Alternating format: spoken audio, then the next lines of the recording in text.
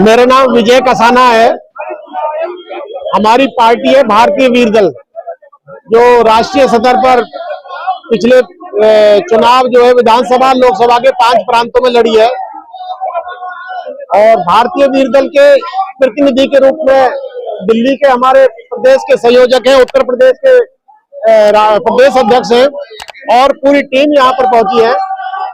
आज जो हमारा आह्वान था जंतर मंतर पर अपनी पूरी संगठन के लिए, ईवीएम के विरोध में हम लोग लगातार आवाज उठाते रहे हैं। इससे पहले भी चुनाव आयोग पर प्रदर्शन किया है और जंतर मंतर पर भी, मगर इस सरकार के कानों में जू तक नहीं रेंगी है। आज जो 31 जनवरी का जो बुलावा था, इस पर भारतीय वीर दल लगातार इस संघर्ष से जुड़ने के लिए, इस संघर्ष की आवाज को उठाने के लिए पूरी तरह से पूरे संगठन के साथ जुड़ चुकी है।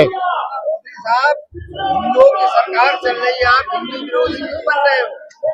देखिए, ये सच्चाई में ये हिंदुओं की सरकार नहीं, ये सबसे बड़ी हिंदू विरोधी ये है।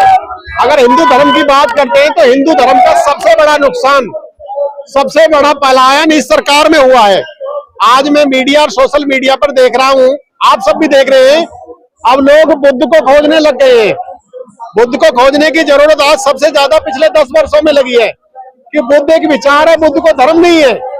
और ये जो हिंदू की बात करते हैं, हिंदू का इन्होंने स्वयं प्रधानमंत्री जी माना है कि हिंदू कोई धर्म नहीं है, हिंदू एक विचारधारा है, एक जीवन शैली है। तो निश्चित तौर पर इस शैली का सबसे बड़ा नुकसान किया है। वैसे तो मैं कहूँ, ये जो ओबीसी के प्रधानमंत्री नरेंद्र मोदी जी है, ये आरएसएस के इशारे पे काम कर रहे हैं, मगर धर्म का सबसे बड़ा नुकसान मुझे लगे कहीं धर्म के नुकसान में इनकी भी साजिश है अंदर से। ये भी हमारे साथ लगते हैं कहीं कभी कभी, तो क्योंकि इन्होंने पूरी तरह से पोल खोलने का काम, हिंदू धर्म का जो आडंबर पैदा रहता है, जो लोगों को शोषण करने का काम था, कमजोर वर्गों पर, गरीबों पर, महिलाओं पर, पिछड़ों पर, उस शोषण के खिलाफ जो आवाज बनती जा रही है, निश्चित तौर पर यह परिवर्तन दिख रहा है, जिसमें प्रधानमंत्री का भी बड़ा सहयोग रहा है इस आंदोलन को उठाने में। तो देखिए, पार्टी होती है, पॉलिटिक्स होता है, जब भी कोई चीज चलती है। आपने भी पार्टी बनाई है, सत्ता में अपनी भागीदारी लेने के लिए, क्या उद्देश्य था पार्टी बनाने का? निश्चित तौर पर हिस्सेदारी की लड़ाई है इस देश के अंदर। जब देश आजाद हुआ उस समय 2 पार्टी थी जिनका निर्माण आजादी से पहले ही हो चुका था।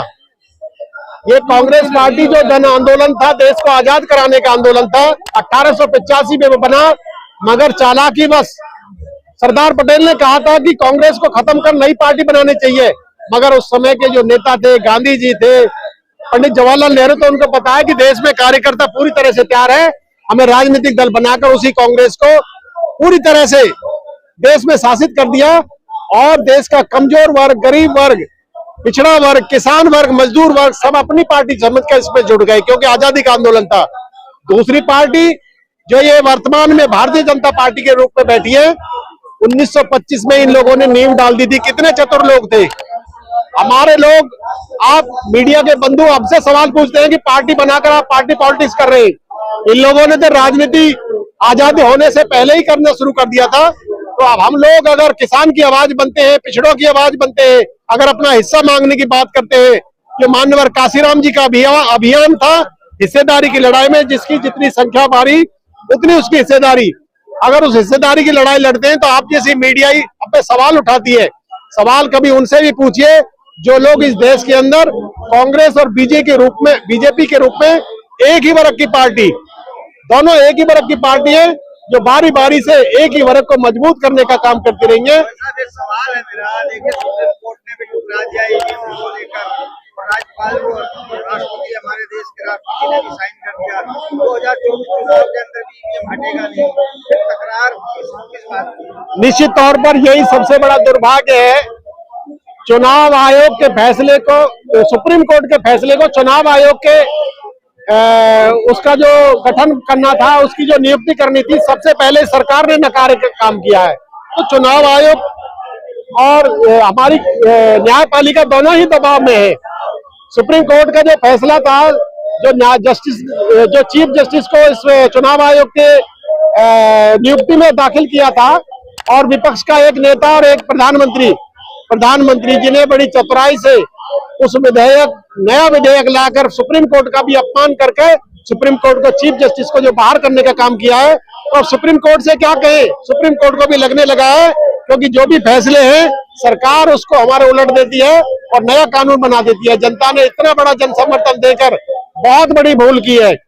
बहुत लोग हैं जो इस बात को समझ रहे हैं। अगर प्रधानमंत्री जी को या भारत सरकार को ऐसा लगता है कि जनता भारत की हमें वोट देकर हमें प्रधानमंत्री बना रही है, तो निश्चित तौर पर एक बार जो लोगों की मांग है, जो ईवीएम को हटाने की मांग है, वो केवल वीवीपैट से निकली हुई पर्ची को एक डब्बे में डालकर उसकी गिनती कराने का काम कर दे, निश्चित तौर पर हम भी स्वीकार कर लेंगे अगर भारत की जनता प्रधानमंत्री के रूप में नरेंद्र मोदी को देखना चाहती है। सर, जिस तरीके से राम मंदिर का निर्माण हुआ और 22 जनवरी को और 85% अगर मान के चलते हैं तो वहाँ 15% तो पहुंचे नहीं होंगे। देखिए, वहां केवल आरएसएस और भाजपा के कार्यकर्ताओं के अलावा कोई नहीं पहुंचा। आपने देखा होगा जो धर्म चलाने वाले लोग हैं, धर्म गुरु हैं, वो सारे नाराज थे, जितने भी पीठाधीश थे। तो प्रधानमंत्री को अब कोई चारा नहीं दिखाई दे रहा। पुलवामा के नाम पर जो चुनाव लड़ा था, इस बार इनको केवल एक दिखा कि राम मंदिर जो 22 जनवरी को अधूरा मंदिर, जिसमें सारे संत और हमारे धर्म गुरु नाराज है, उसके बावजूद भी धार्मिक काम को अपने हाथ में ले लिया प्रधानमंत्री ने। जो संविधान चलाने वाले हैं, जो संविधान की शपथ लेते हैं और जो धर्म ग्रंथों को चलाने वाले लोग हैं, वो लोग ठगा महसूस कर रहे हैं। तो निश्चित तौर पर इस बार देश के अंदर बड़ा परिवर्तन होने वाला है। ये अगर ईवीएम को नहीं हटाते हैं तो देश के अंदर बहुत बड़ा गृह युद्ध होने का खतरा है। भारतीय वीर दल को ये सबसे बड़ा अंदेशा हो रहा है, क्योंकि जनता स्वीकार नहीं करेगी। भारत की जनता है, देश का जो लोकतंत्र है, भारत का जो लोकतंत्र है, वो दुनिया का बड़ा लोकतंत्र है और यहाँ बहुत ही विश्वास के साथ चलने वाला है। अंग्रेजों ने भी मजाक किया था कि भारत में क्या लोकतंत्र स्थापित हो सकता है, मगर ये हमारे ब्लड में है। भाईचारा हमारे ब्लड में है। ये आज से नहीं, ये बुद्ध के समय से चला आ रहा है। हम लोकतांत्रिक व्यवस्था में विश्वास रखते हैं, भाईचारे में विश्वास रखते हैं, एकता में विश्वास रखते हैं, बराबरी में विश्वास रखने वाले लोग हैं भारत के। आप जंतर मंतर से और अपने पार्टी तरफ से जनता को क्या संदेश देना चाहते हैं? जनता से सीधा संदेश है कि तमाम लोगों को, देखिए, आपको जो धर्म के जाल में फंसाकर, हिंदू मुस्लिम दिखाकर ये प्रधानमंत्री और सरकार जो आपको आगोश में लाने का काम कर रही है, ये निश्चित तौर पर बड़ा धोखा है। देश के अंदर सरकार बनाई जाती है विकास के लिए। 2014 का जो चुनाव था, वो प्रधानमंत्री जी का विकास का नारा था, 100 स्मार्ट सिटी बनाने का नारा था, स्मार्ट गांव बनाने का नारा था, 2 करोड़ रोजगार देने का नारा था, सबको महिलाओं का सम्मान का नारा था। मगर वो नारे आज पूरी तरह से गुम हो गए हैं।